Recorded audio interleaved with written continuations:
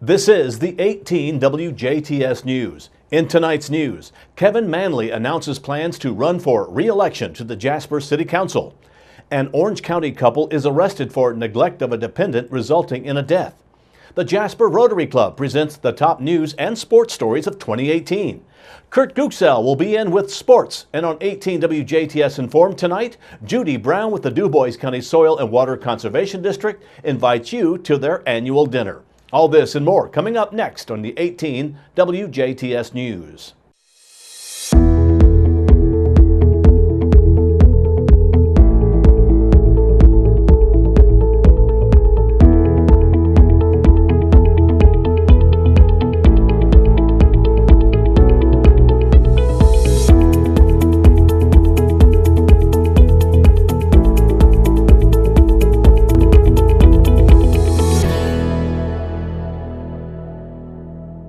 Thanks for tuning in. I'm Bill Potter with the WJTS News.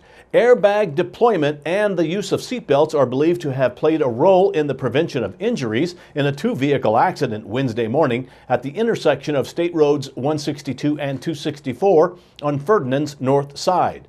Ferdinand police say just before 8 a.m. yesterday, an eastbound passenger car driven by 17-year-old Abigail Eckert of Snellville, who told police she was stopped at a stop sign at the intersection that included West 23rd Street.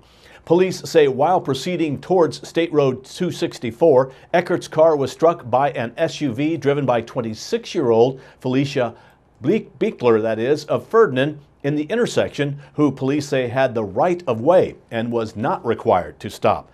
Police say the impact caused Eckert's car to spin around before striking a stop sign. There were 4 minors in the Eckert vehicle, all under the age of 17, and whose names were not released. No one involved in the accident had any apparent injuries, but police say everyone was checked out by Memorial Hospital Emergency Medical Services at the scene. Police say Mother Nature played a role in the primary cause of the accident. They say Eckert failed to yield the right-of-way because of poor visibility due to rainy conditions at the time of the accident. Eckert told police she did not see Beekler's approaching SUV. Police say the reduction or lack of injuries is believed to be due to the use of seat belts and the deployment of airbags in both vehicles involved. No charges were filed. Ferdinand police were assisted at the scene by first responders with the Ferdinand Volunteer Fire Department and Memorial Hospital Emergency Medical Services. An Orange County couple was taken into custody after a nearly 2-month investigation by authorities into the death of an infant. In a post from the Indiana State Police Jasper Facebook page, Indiana State Police Detectives David Henderson and Shane Staggs, along with Orange County Sheriff's Department Detective John Deaton and the Department of Child Services, initiated an investigation into the death of a 3-year-old infant. Back on December 3rd, the Orange County 911 Dispatch Center received an emergency call from 7487 West County Road 750 North, West Baden Springs, reporting an unresponsive infant in the home. The infant was taken to IU Health in Paoli, where it was later pronounced deceased by Orange County Coroner Aaron Kimple and Deputy Coroner Tyler Phillips. Police say investigators from both the Indiana State Police and Orange County Sheriff's Department have worked many hours, if not days, trying to connect the dots in this tragedy. Ultimately, law enforcement officers were able to obtain enough evidence to be granted to grant 2 arrest warrants from the Orange County Circuit Court. In custody are 22-year-old Brittany Harris and 22-year-old Tyler Harris of West Baden Springs. Both are charged with a level 1 felony count of neglect of a dependent resulting in death. Both were arrested on Tuesday without incident. Both Tyler and Brittany Harris are currently in the Orange County Jail. Kevin Manley has filed for re-election for the Republican nomination on the Jasper City Council. Manley currently serves as 6th District Councilman, a position he has held for 12.5 years.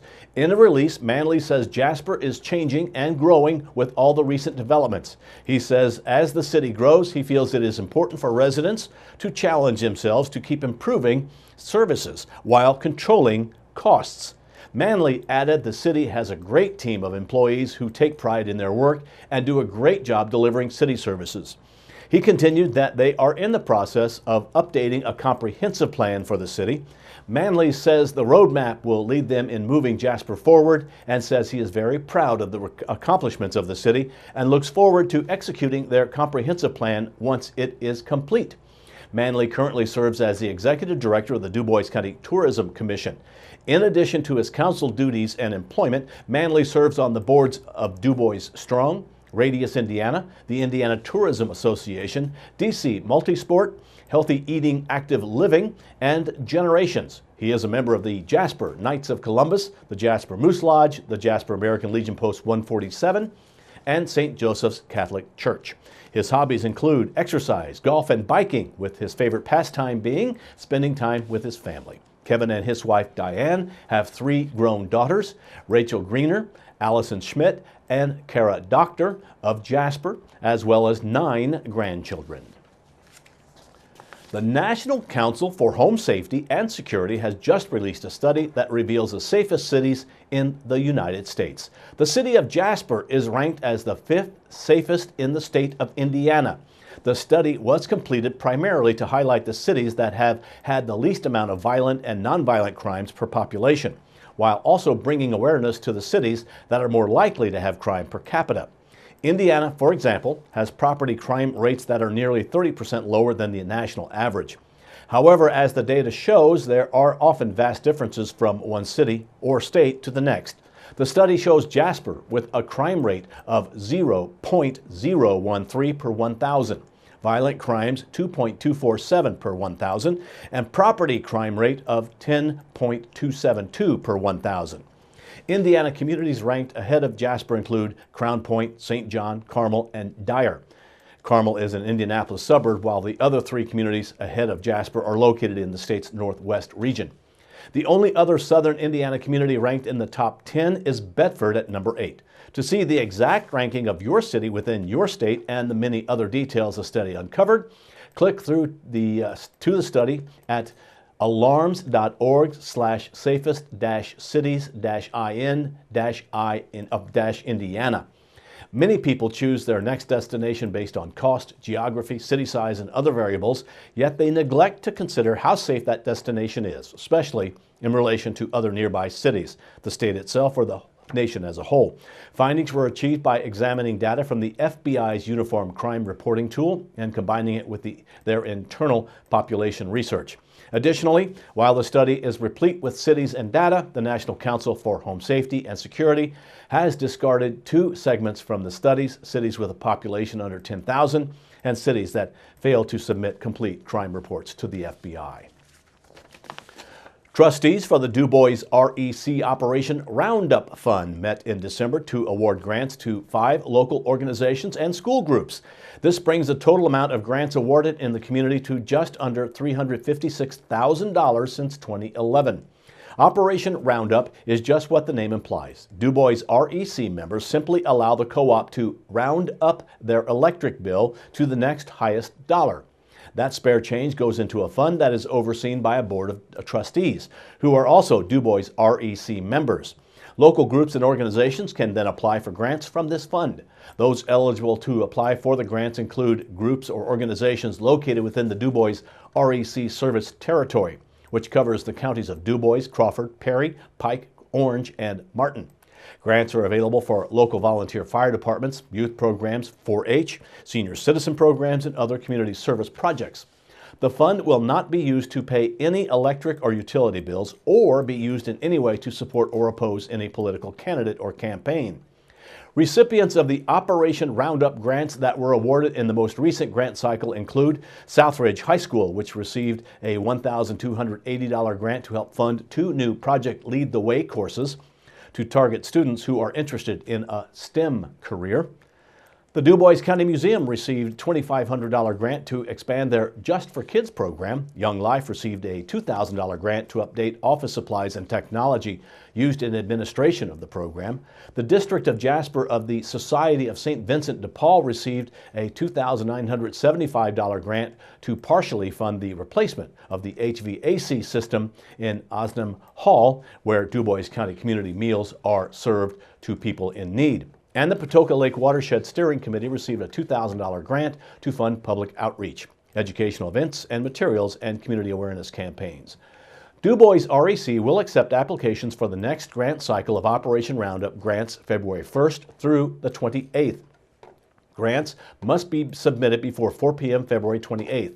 Representatives from local civic groups, nonprofits, or community organizations who would like to apply for an Operation Roundup grant can download the application forms from DuboisRAC.com. Applications are also available at the Dubois RAC office or by calling 812-482-5454, 482-5454. Or you can send an email to Kyla Jones at kylaj@duboisrac.com.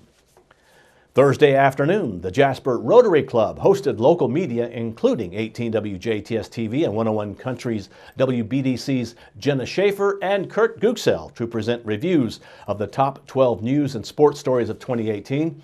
News stories highlighted in a recap format included Mike Braun of Jasper elected to the U.S. Senate, Terry Seitz resigned as mayor to take a position with Braun, and subsequently Dean Vonderheide selected as Jasper's mayor. The Bird's Eye murder suspects were arrested. Dedications of the parklands in Jasper and Market Street Park in Huntingburg, as well as the railroad overpass. Jasper named City of the Year, and the Astra Theater reopens thanks to Next Act, among other stories.